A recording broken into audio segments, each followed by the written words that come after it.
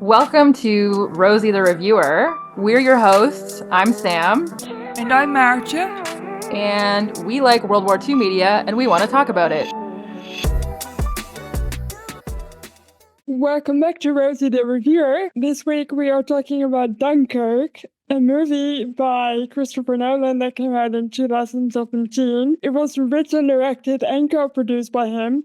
And it depicts the Dunkirk evacuation of World War II from this perspectives of land, sea, and air specifically. It's a big war movie. It grossed $527 million worldwide, making it the highest grossing World War II film, actually surpassing Saving Private Ryan, which was it until this movie. And then last year, it was surpassed again by another Nolan movie called Oppenheimer. Nolan has a thing for time in his movies, and this movie's no different.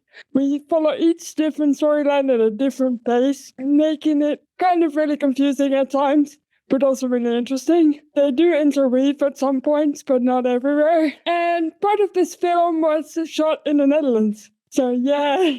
And if you like really pretty soundtracks, you'll love this one because it's made by Hans Zimmer and it's brilliant. What did you think of this movie? Yeah, I do sometimes wonder if Hans Zimmer was put on this earth specifically to score war movies and war shows.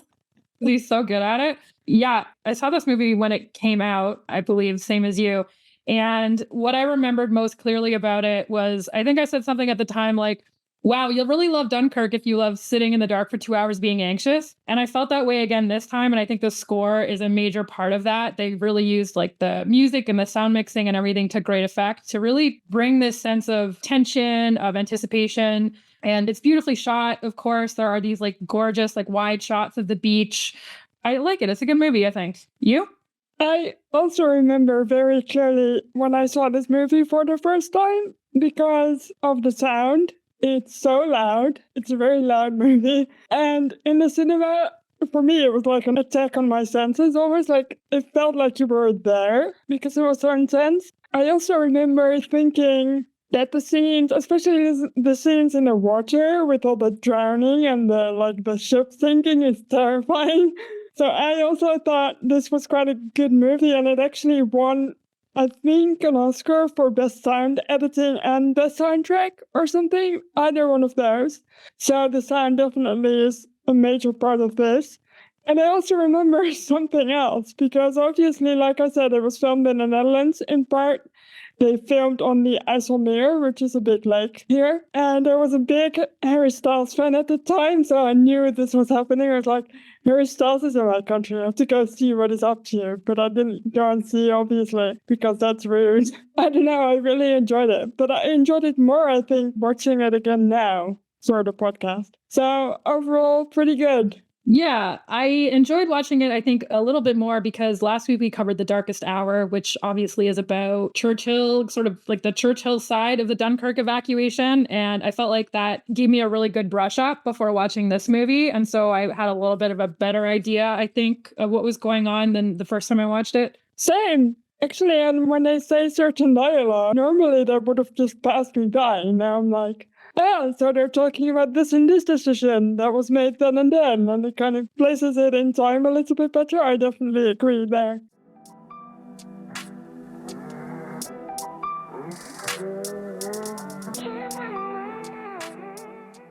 I'll give a little overview of Dunkirk just because you sort of have to have some idea, I guess, of what's going on to really get the full impact of this movie. So on May 10th, Germany invaded France, Belgium, and the Netherlands. They drove the British, French, and Belgian forces back towards the sea. On May 23rd, the German forces, including 3 Panzer Corps, stopped to let the Luftwaffe take over the attack. And historians still debate this, whether this was a huge error on Hitler's part, like what were the actual reasons for doing this. Essentially, it seems to boil down to the German forces were sort of overstretched. They were at the end of their supply lines. If they wanted to hold the tanks in reserve and save them for future battles, they figured, well, the Luftwaffe will have an easy time picking these guys off from the air. So they had this kind of stay of 3 days where the ground forces didn't advance. And this was long enough for the Allied forces to regroup a little bit and ready themselves to fight defensive actions at Calais, Boulogne, Amiens, and Lille. in order to delay the German advance. So on the side of the Allies, Dunkirk in northern France was chosen as the evacuation point because it was one of the remaining good ports. It had a long sand beach. It had some old fortifications. They originally planned to evacuate folks from the beach. Obviously, this is not really workable. If you have large ships, they can't come to shallow water. But luckily, that harbor also had these two long jetties. And in the movie, they call them moles, which it was not a word I had heard before to apply to that sort of architecture. But there's these two long jetties. One of them went almost a mile out to sea, and they weren't designed to load people onto ships, but that's what they ended up being used for. Almost 340,000 Allied soldiers were evacuated from the beaches between the 26th of May and the 4th of June, 1940. Many by the famous Little Ship Armada, which we'll definitely get more into. The British ultimately lost 68,000 soldiers and had to abandon much of their equipment, prompting Churchill to call it a colossal military disaster, as we hear in the film and as we discussed briefly last week. For those of you that don't know, this operation was called Operation Dynamo. So with that information, let's get into the plot.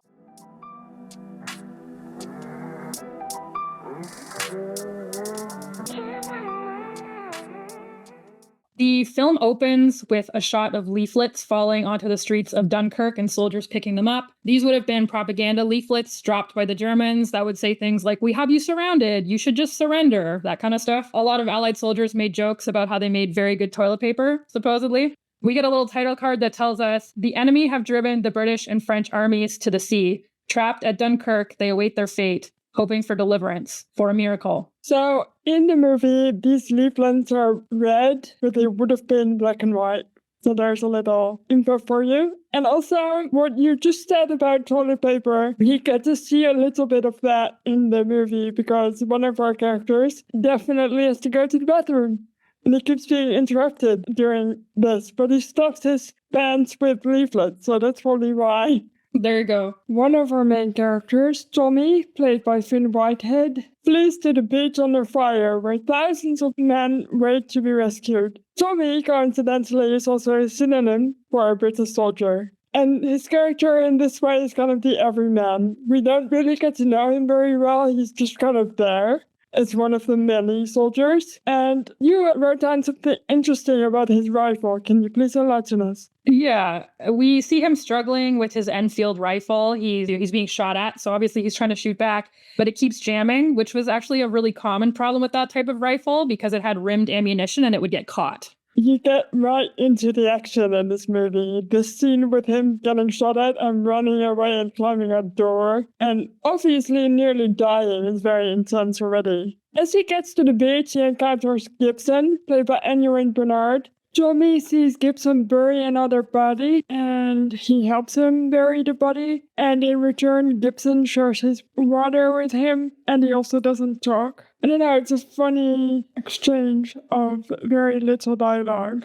Yeah, the dialogue in this movie is pretty sparse by and large. Some characters speak more than others, of course, but as you said, a lot of these characters are there to sort of have these events happen to them. So it's necessary, of course, to have characters that we can follow, but really this movie is about the events more so than the actual characters themselves. There's a title card that says The Mole, 1 week. And so this is the beginning of us getting these different plot lines that are going to take place over different periods of time. Tommy sees a group of soldiers with stretchers move toward a crowded mole. Again, those are those long jetties that stretch out onto the water, where a hospital boat waits to evacuate the wounded. A German Stuka, which is a dive bomber, shelves the beach, prompting grumbling about where the RAF is. So this is actually historically accurate. There was a lot of resentment at the time by the men on the beaches who didn't see many friendly planes in the skies, and there's a lot of bitterness about this. In reality, there were many RAF planes. They were harassing and bombing the Germans to slow down their advance toward Dunkirk,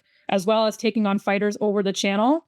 But since fighters like the Spitfire could only fly for about an hour before they had to refuel, many of their battles tended to be further out at sea because they wouldn't make it all the way to France. So, of course, they wouldn't be visible to men on the beaches. On May 29th, 1940, 264 Squadron RAF shot down a total of 38 enemy aircraft, which was the record for the most aircraft shot down by one squadron in a day, which I believe has yet to be beaten. On the same day, RAF turret gunner Corporal Albert Lippett and pilot Flight Lieutenant Nicholas Gresham Cook took down 8 planes, becoming Britain's first aces in a day of World War II. Unfortunately, they were killed 2 days later, again, still defending Dunkirk. No, I hate this. Why do the good guys always have to die? Yeah. So I just wanted to give a little bit more information because the RAF definitely were very busy during the evacuation. Yeah, you can't really see this in the movie. We get 3 pilots in this movie, and one of them is not a character on screen. Next, we get another title card saying the sea, 1 day. So this timeline takes 1 day. We see a teenaged George, played by Barry Keoghan, in the harbor, joining Mr. Dawson, played by Mark Rylance, and his son, Peter, played by Tom Glencarny, who are readying their civilian boat, the Moonstone. It's been requisitioned by the Navy to sail across the channel to take the soldiers off the beaches. Lots of face in here. You probably know Barry Keoghan from Masters of the Air, and you might know Tom Glencarny from SAS Rogue Heroes. Yes, they have very World War II faces. I don't know. Yep.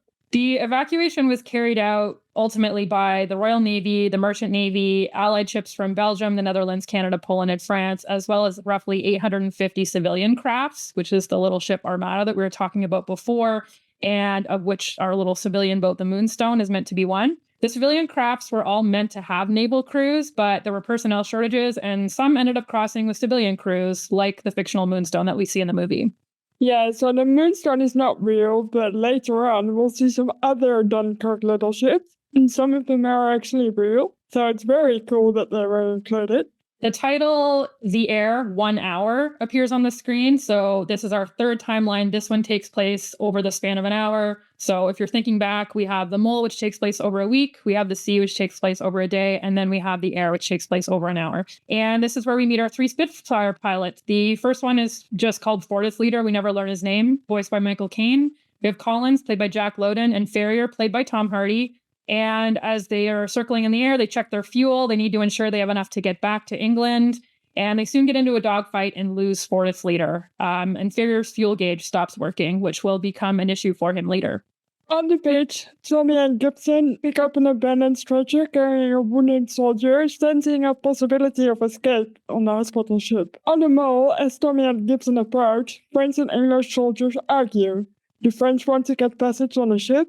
The English tell them they have their own. Churchill later insisted, actually, that the French would also be evacuated. Yeah, and I also put in a little note here because along with the previously mentioned forces, there were actually Indian, Cypriot, Senegalese, and Moroccan soldiers present on the beach. And the reason why I mention it is we do see at least one black soldier amongst the French forces here in this scene. Tommy and Gibson are not allowed to stay on the hospital ship as they bring their patient over, but they hide below the dock in hopes of sneaking on anyway.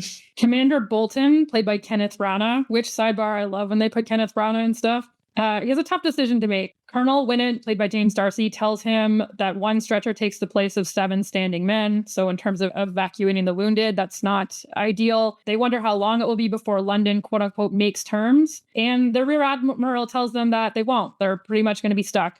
The situation seems bleak as Churchill, at this point, only thinks they can rescue 30,000 of the 400,000 men on the beach. I think with make terms, they mean peace talks, right? The Germans, to see if they can get off the beach in exchange for peace. But as we've learned in the Darkest Hour last week, they do not go for peace talks. Mr. Dawson, George, and Peter take off across the channel and sail towards a smoking ship. They save a shivering soldier, played by Cillian Murphy, from an upturned destroyer. He's severely shell-shocked and he won't speak. Another one of those characters that doesn't speak a lot.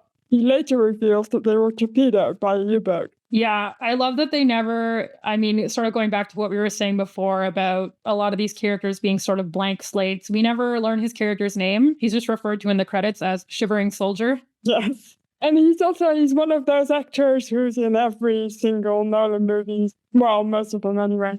Yeah, he's pretty universally great, so I'm never mad about it. And I guess, he was also an Oppenheimer, so Nolan must like working with him. Probably. So the Germans bomb the Mole and sink the hospital ship. Tommy and Gibson are still stuck, but they keep Alex, played by Harry Styles, from being crushed between the Mole and the ship, and they end up being brought onto a destroyer instead. So it's constantly just like they think that they're about to be rescued and their hopes are dashed. And then they have a slim hope of escaping this way, but then it doesn't work out for them. It's extremely like tension filled the whole time. You really don't get a moment's rest in this movie at all. It just keeps going and it keeps going. And one of the interesting things about it is that in the soundtrack, you constantly hear like a ticking clock. It's like a ticking clock all the time. And they're just running out of time and it keeps speeding up and it's really, really nerve-wracking. I wonder if the soldiers felt like that, if they felt time running out with the Germans closing in on the French perimeters and stuff. I bet they did. Yeah, I read somewhere that some of the veterans went to the premiere and they said that the movie was exactly like being there, except that it was louder, which apparently Nolan was pretty happy about. Yeah, I would be too if I made that movie. But yeah, it is very loud, so I agree. And my spasm was pretty much activated the entire time watching this movie, so it's not a fun time. Like, it's a good movie, but I can't watch this movie every week. It's too intense.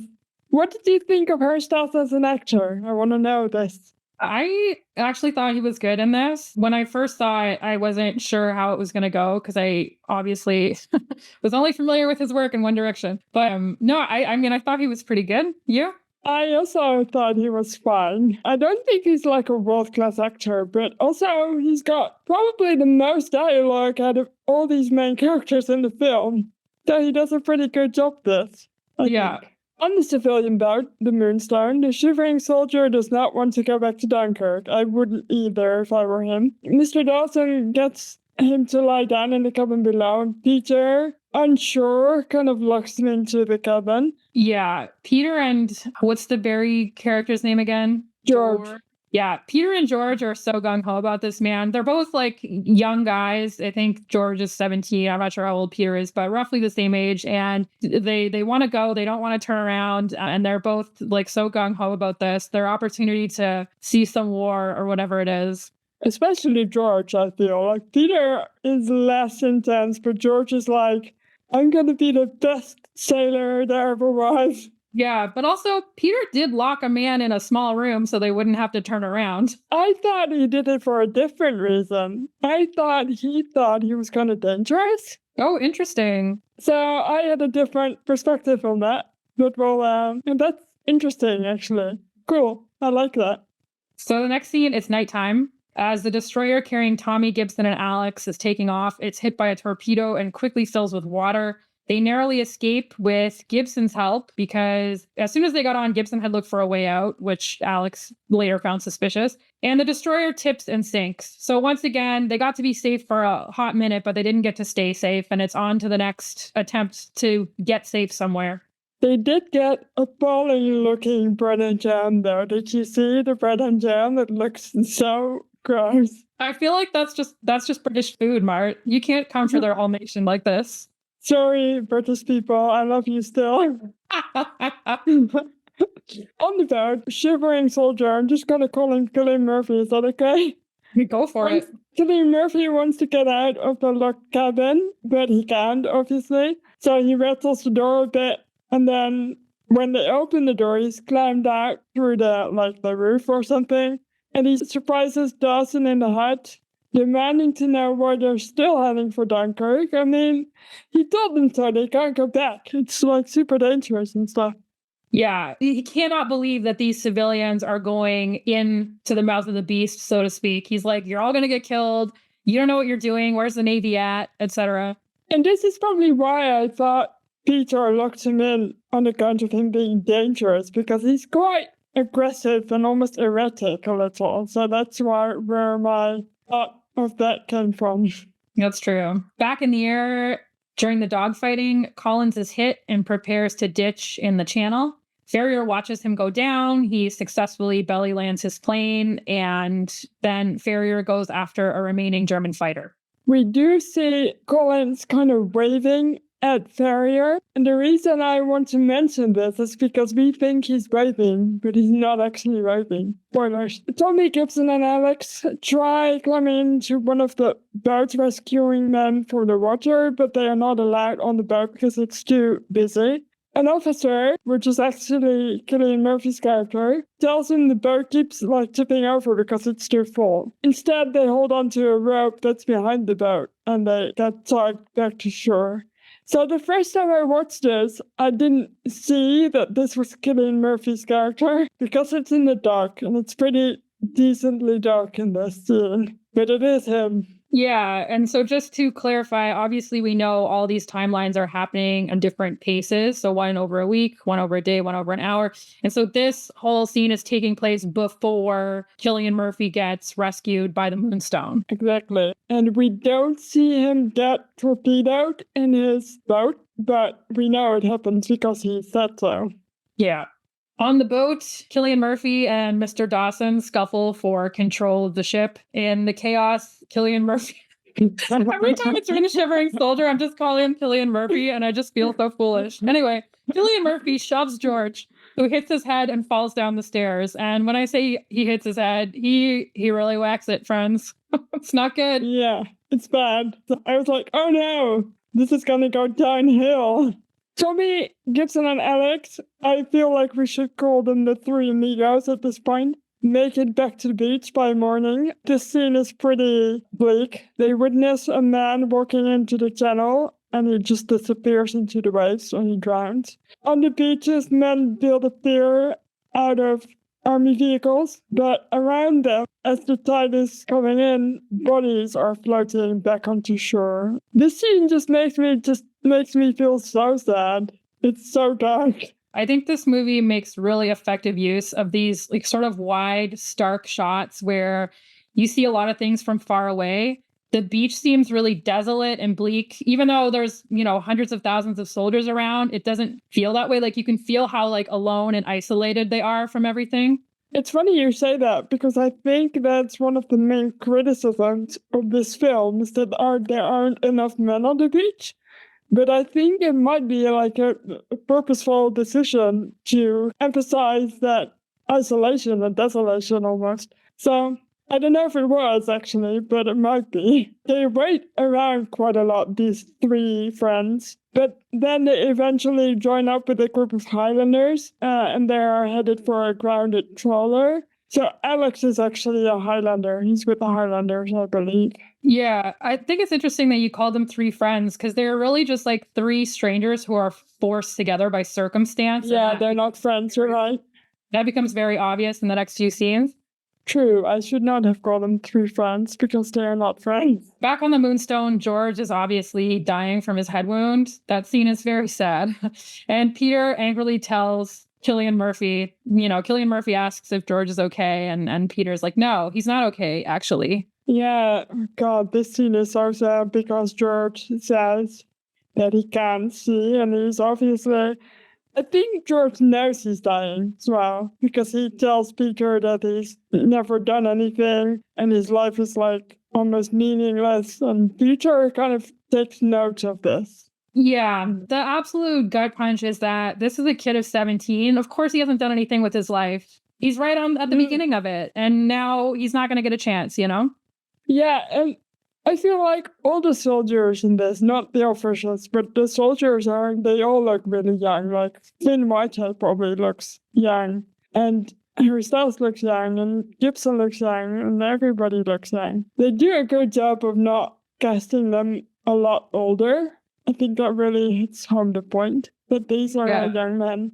For sure. They all look like boys and not, they don't look like grizzled old fighters like we saw in Fury a few weeks ago or whatever. So in the next scene, it's hard to call these scenes actually because it keeps skipping from one storyline to the next. But from the air, Ferrier shoots down a bomber, Heinkel 111, heading for some friendly boats. He starts to turn back to England because of his low fuel, but as he looks in the rear view, he knows he's leaving a destroyer that he's seen before, and the people on the trawler that he's also seen to die. So he turns back around. Yeah. On the Mole, Bolton and Winnant, those are our two officers, realize they're not getting reinforced by the Navy or the Air Force because they're saving them for, quote unquote, the next battle, the one for Britain. And we do know that that's true. There was a number of destroyers that were held back, etc., because they knew that they would need them for what they anticipated might be an imminent invasion of Britain. So on the boat, once again, Peter and Mr. Dawson see Collins' plane get hit and pitch over the sea, and they go to rescue him. The group of Highlanders, including our three guys that we've been following, they climb into the trawler. This is the trawler that's beached. They're waiting for high tide because once the tide comes in, the trawler will be able to float again, obviously. The owner returns. He's a Dutch merchant sailor, and they attempt to start up the engines and flee, but German planes have filled the ship with holes. And because they've got water coming in, they need to lose ballast. They need to get rid of some weight. And Alex offers up Gibson, claiming that he's a German spy because he hasn't spoken yet. And that's when Gibson reveals that he's French. He took the uniform of a dead British soldier, and that's who he was burying on the beach when Tommy first encountered him. And Gibson is actually the name of the soldier on the beach that he was burying. I think it weren't actually planes that shot the trawler, but they were outside the perimeter, right? The safety perimeter, the trawler. So I think it's just Germans on the dunes. We don't see them. You don't actually see any Germans in this movie. I just realized they're not visible at all. You see a plane, but that's all you see of the Germans. You mostly just hear them by their gunshots. Yeah, that's definitely another choice too. Yeah. And I think it enforces that sense of isolation because there's this big, formidable, terrifying enemy that, you never see his face, that you can't see him, but you know he's out there. Yeah. Oh, so scary. I cannot even imagine being stuck on that beach. Thank God I don't have to imagine it. So in the sea, Collins nearly drowns due to his canopy failing and won't open. But thankfully, Peter saves him in the nick of time. Actually, when we think we see him waving as Farrier watches him from the air, he's actually trying to get out of his sinking plane. So Farrier kind of hesitantly waves back at him, thinking, oh, that's kind of weird. But he's actually just drowning. So it's really kind of dark. Yeah. From the Mole, we start to see the civilian boats coming in. That would be the 850 pleasure craft, basically, that were recruited by the Navy to help rescue folks. Someone says, what do you see? And someone else says, home. So, that's a fun little piece of dialogue. And this makes me cry every time. It's just, and there's something about the way this is filmed, too. We get these wide shots of these little ships. I don't know, it just makes me cry. And also, when this movie came out, I did a little fundraiser with the Harry Styles fandom for this movie, and we raised money to restore a little ship called Skylark the Ninth. And that was really fun. So I just wanted to plug that. Yeah. And the Association of Little Ships actually have their own flag, which is called the Dunkirk Jack. It's really just like an English flag with a little coat of arms in the middle, but only ships that were part of the Dunkirk evacuation get to fly that flag. It's like having a little unit citation built for your ship. Yeah, and I'm not sure if you mentioned the exact number, but it looks like the Skylark 9 rescued 600 men off the beaches, which is, in the grand scheme of 400,000 is not a big amount, but 600 men is 600 men, which is a good number. So you can imagine how this evacuation would not have gone as well without the help of these little ships. And a lot of them would pick up men on the beach and then take them out to the bigger boats, as well as make kind of the whole trip back. So they were doing a couple different things. Yeah, it's just amazing. Many of the ships have been lost, but also quite a few are still preserved by obviously not the same owners, but people who've bought these ships and try to keep the memory of these people alive. I think stuff like that is just really amazing, which is also why we did the fundraiser at the time to try and restore this ship. But the thing it did that was even more important was we only raised about £6,000. But that helped the charity behind it get a really, really big heritage grant. So it looks super cool. And they do lots of cool stuff around addiction, and they try and help people with addiction, and they do all sorts of community outreach kind of work as well, which I think is just really, really neat. Awesome. Peter on the Moonstone spots the men from the trawler in the water, and they sail to where they can pick them up. But the sea is slick with oil from the sinking ships, which is very dangerous for their little boat, as there are plenty of opportunities, of course, for the water to catch fire.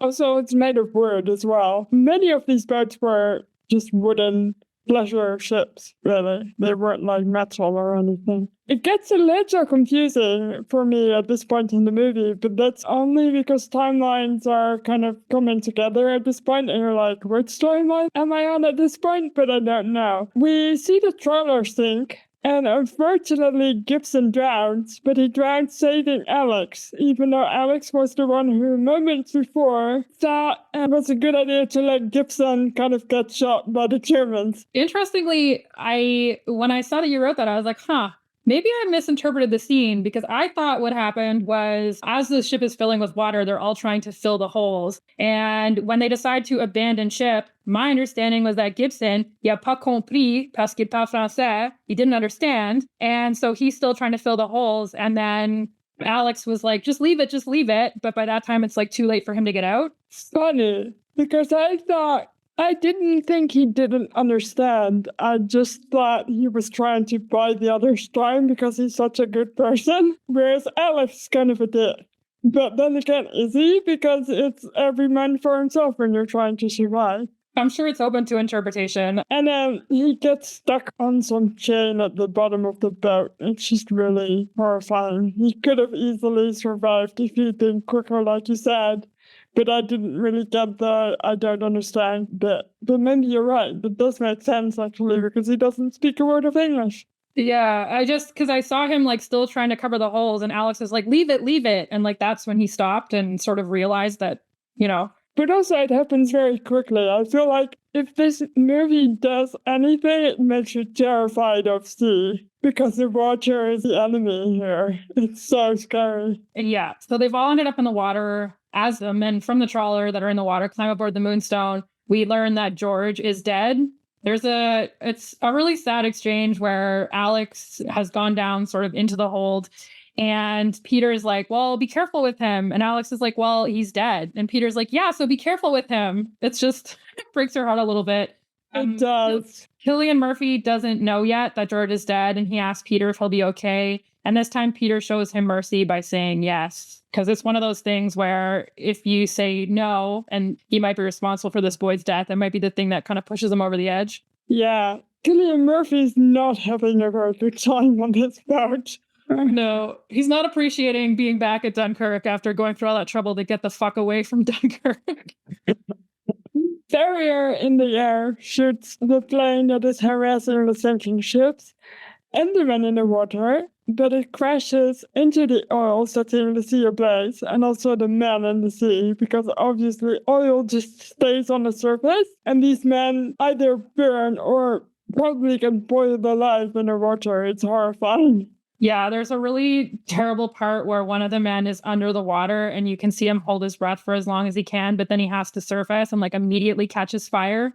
I find it really difficult to watch the scene. And at this point, Tommy is still in the water, but he's pulled to safety just as the Moonstone takes off from the oil. So it's just in time. Farrier at this point is out of fuel. If you remember from earlier, he had the funky fuel gauge. So as long as Collins was in the air with him, he kind of had some idea of how low his fuel was getting. But after that, he was kind of just having to play it by ear. And his engine quits. So he's basically gliding along the beach. His propellers aren't going anymore. Another German fighter drops from the sky. On the Moonstone, Mr. Dawson guides Peter to outmaneuver the fighter. And then when the fighter approaches the mole, Farrier comes around. He's able to still maneuver his plane just quick enough to shoot it down before he can do any damage. There are several scenes in the movie where they make great use of that famous sound that the Stukas make as they dive. It kind of sounds like a little bit like an air raid siren. You probably recognize it if you've seen a lot of World War II movies. They're called ram air sirens, which is similar to a propeller, and they're mounted on the gears of some Stukas. They're also known as a Jericho trumpet, and they were designed to intimidate. It's a pretty eerie sound to hear as these planes are diving at you out of the air. But I did read that apparently early models of the sirens could not be turned off, so at least it was also annoying the shit out of the pilot the whole time. Oh man, that's kind of funny. and also terrifying because it is a really terrifying sound. So we're nearing the end of the film, and on the mole, a soldier wakes up from under his coat, and he's almost alone on the mole. And he's kind of looking around like, what the fuck just happened? Like he's been asleep the entire time. But he catches a lift with Brilliance just in time.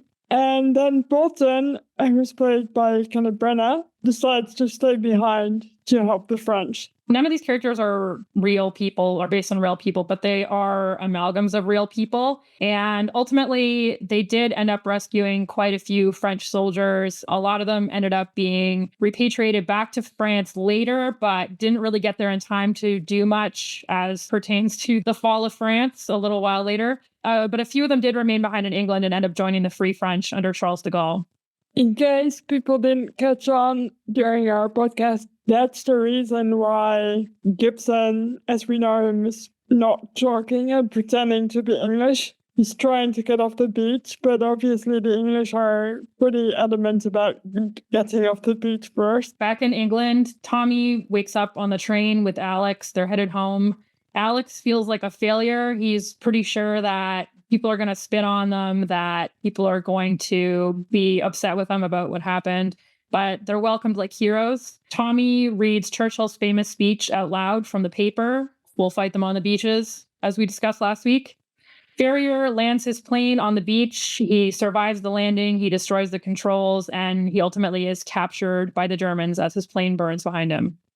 And that's how the movie ends. It ends on a strange, insignificant little shot, I think on purpose, of Tommy kind of just on the train doing nothing after he's read the speech. I like the ending because it's about as meaningless as most of the other things going on in the movie itself. There's none of the big decisions it's just happening. Yeah. It's just going and going and going, and it's just life and survival, and I quite liked it. Yeah, exactly. And there is, at the time, as this was happening, there was a great effort by the British government to keep from the public how badly things were going, to kind of keep a lid on that. And then after the evacuation happened, the media was so euphoric about it that Churchill had to do that speech to kind of temper things in Parliament and be like, look, wars aren't won by evacuations, this was still a disaster, even though we rescued all these guys. So yeah, I enjoyed that they showed all these little individual sort of fights for survival. And I enjoyed that the movie ended on a bit of a gray note, not a necessarily a happy thing, not necessarily a sad thing, but just, this is a thing that happened, and this was not the end. Exactly. I like that too. God, I like this movie more than I thought I did.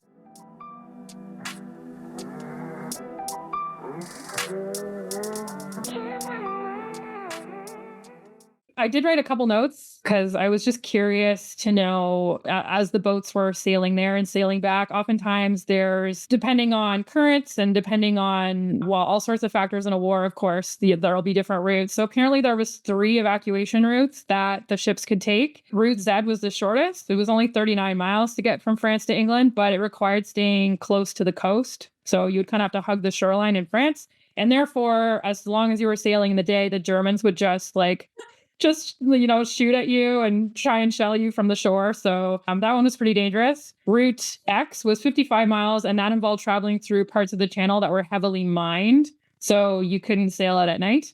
And Route Y was the longest at 87 miles, and ships taking that route were vulnerable to German ships, submarines, and planes. So none of these routes were really that much better than the other. The Route Y took twice as long as Route Z, but they all had their own sort of little perils.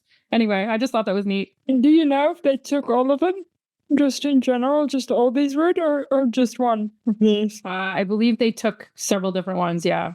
Right. When you think of the channel, if you say the channel, it sounds like a short way to me, but obviously it's not. And also there's a war going on, so it's pretty intense. Yeah, I did enjoy throughout the movie, several characters are, standing on the mole or whatever, and they're looking out and they're like, we can almost see it from here. Because I mean, really, 39 miles is not that far. It's like, it's like, oh, home is just a stone's throw away, but we can't get there.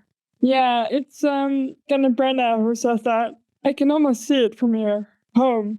And that's the callback to when we see the little ships. And he says, what do you see? And he says, home. So it's a nice little script writing thing that Nolan did there as well. Quite like it. But it really is so close. It's so insane to think that they were just stuck there so close to home. Yeah, there was a little exchange towards the end of the movie where they're being congratulated on returning, and someone says, well, all we did was survive. And someone else says, that's enough. And really, I think that little piece of dialogue is so indicative because it's like, yeah, you know what? They didn't win the Battle of Dunkirk, but equally, if they hadn't gotten those 350,000 guys off the beach, it would have been a short war. History would look different. Very different. And that's actually Alex's character at the end, who thinks the man who tells him that's enough won't look at him because he's embarrassed for him or ashamed of him. But instead, this man is blind, so he can't see him. It's such a funny little thing in this movie where Alex gets to live with his shame for a bit longer because he doesn't realize that the man is actually blind. Nolan has a way of making you kind of feel for characters, even though they're not that nice, and Alex definitely wasn't a nice guy in the movie. Yeah, I think everyone in this is really focused on their own survival. So it's not, the characters are not necessarily good people or bad people. They're just people who are trying to get the fuck off the beach. I feel like people conflate like a good character as in like a well-written character who contributes to the plot with like a good character as in like someone who is a good person. And someone can easily be like a well-written character who contributes to the plot who's not a good person. And like, I don't think that all characters have to be like fundamentally good people to be like interesting and like necessary. No, we had this discussion before, I think, on our Fury episode, where it's probably a different story, but still it's the same conversation. What makes a good character, really? And it's an interesting character and its motivations, and I quite like it. Strangely, I don't mind in this movie that we don't get to know our characters very well. I feel like we don't really need it in this one. Yeah. I also looked up, there's a Dunkirk memorial in the cemetery at Dunkirk, which commemorates over 4,500 Commonwealth soldiers who died before and during the Battle of Dunkirk and in captivity afterward who have no known grave. And so, of course, there were a lot of men who perished at sea. The 68,000 casualties that the British and the Commonwealth suffered, most of those men were captured. And apparently it was pretty brutal. They were, driven halfway across the continent on foot. There was mass executions. They were starved. So a lot of the men also died in captivity after. And so we don't necessarily know where they're buried. And so this is what this memorial is for. It's these men who have no known grave. That's just sad, but I'm glad they're also being remembered. Yeah.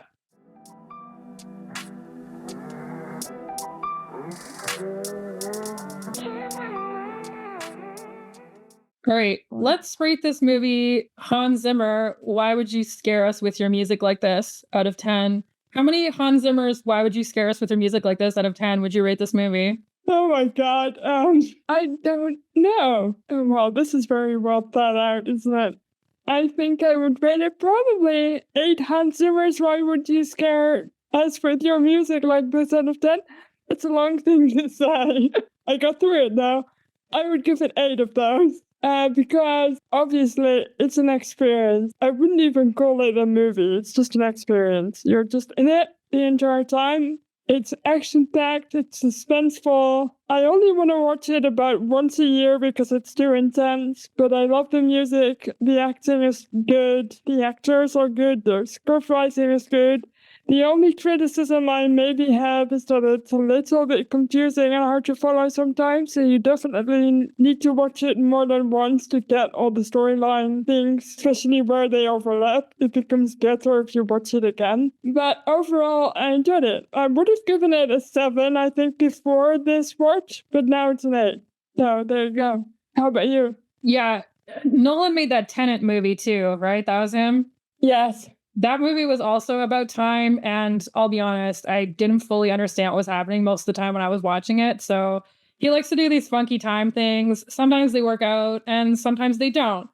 But I'm going to give this movie, I'll also give it an 8. Hans Zimmer, why would you scare us with your music like this out of 10? Because I thought it was well shot. I thought the music was great. It's not overly long. Like, it's very tight.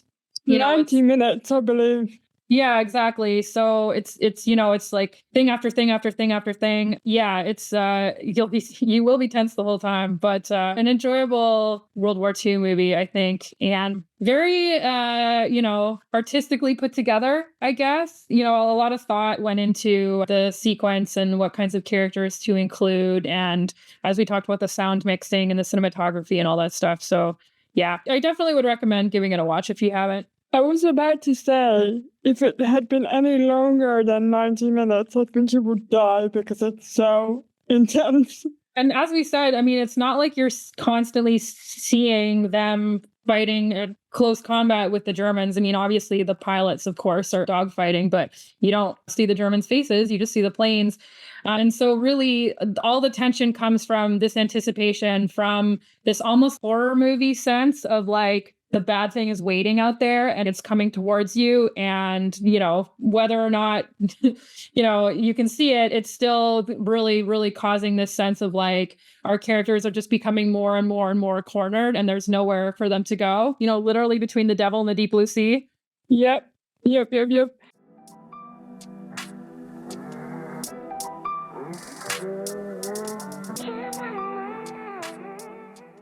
Well, thanks for listening to Rosie the Reviewer again this week. You can follow us wherever you get your podcasts. You can rate us 5 stars. You can send an episode to a friend. You can follow us on Instagram at Rosie the Reviewer Podcast, and you can visit our website at rosieTheReviewer.com. Next week, we are going to endeavor to cover Lee if we can possibly find somewhere to watch it. See you next week. Bye.